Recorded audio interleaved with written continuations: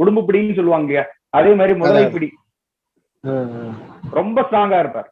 இதுக்கப்புறம் பாத்தீங்கன்னா எப்பவுமே வந்து வீட்டுல வந்து நல்ல பலமா இருப்பாங்க சார்.